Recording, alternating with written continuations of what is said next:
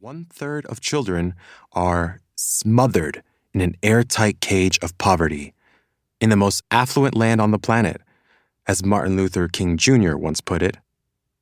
These conditions may not be what come to mind when people think of Philadelphia, known as the birthplace of the American democratic experiment, as the stage of the classic Rocky films, and the home of mouth-melting cheesesteaks at Reading Terminal Market. Kensington is poor and working class, predominantly Latino and African American, and suffers from toxic pollution while housing a billion-dollar open-air drug market. Society Hill is rich, mostly white, leafy, with eye-popping real estate values.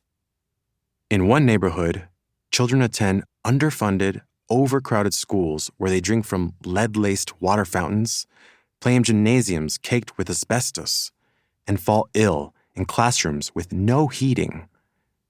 In the other, the children study in modern, safe schools that prepare them for the Ivy League with small class sizes, well-paid teachers, counselors, psychologists, and librarians.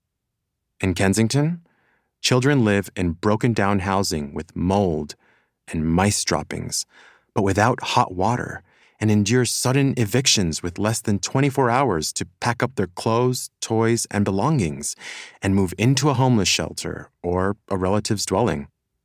In Society Hill, they live in decent, secure housing with running water, heat, air conditioning, and high-speed broadband.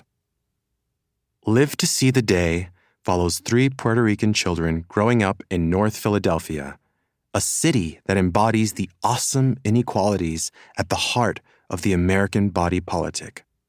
Across the nation, too many are denied the greater part of what the very lowest standards of today call the necessities of life. As President Franklin Delano Roosevelt described economic deprivation in his second inaugural address.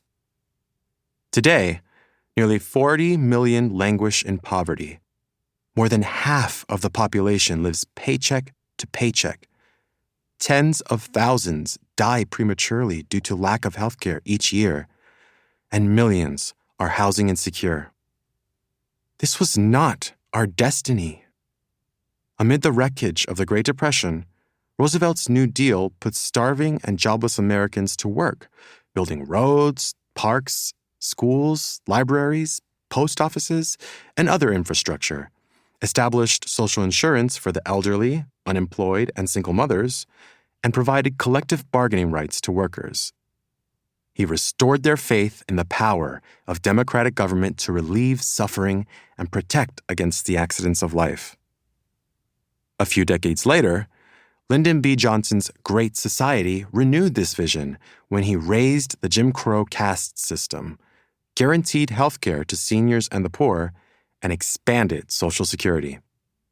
Wages were climbing, trade unions were formidable, and income and wealth inequality had sunk to historic lows. Struggling decades behind their Western European allies, Americans were finally laying the planks of a multiracial social democracy. But over the past half-century, the New Deal order ruptured, and the country reversed course with the gutting of public goods and the social safety net, the hegemony of market fundamentalism, and the rise of hyper-incarceration. One of the seminal moments in this shift was the passage of welfare reform legislation in 1996. For the first time in decades, low-income families were no longer entitled to cash assistance to stave off hardship. Today, the level of American child poverty is one of the highest in the industrialized world.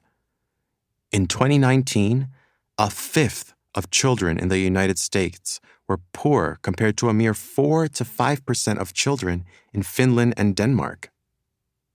Ryan Rivera, Emmanuel Coriano, and Giancarlos Rodriguez, the 3 children at the heart of Live to See the Day, came of age in the new neoliberal era. With everything stacked against them, they strive to do the impossible, to jettison the scarlet letter of dropout and become high school graduates. Each would enroll in an alternative last-chance high school called El Centro de Estudiantes. Although they overlapped